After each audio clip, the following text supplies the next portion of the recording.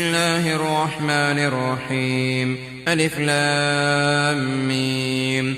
ذلك الكتاب لا ريب فيه هدى للمتقين الذين يؤمنون بالغيب ويقيمون الصلاة ومما رزقناهم ينفقون والذين يؤمنون بما أنزل إليك وما أنزل من قبلك وبالآخرة هم يوقنون أولئك على هدى من ربهم وأولئك هم المفلحون.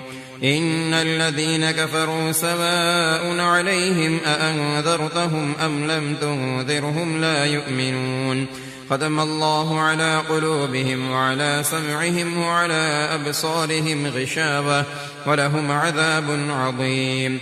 ومن الناس من يقول آمنا بالله وباليوم الآخر وما هم بمؤمنين يخادعون الله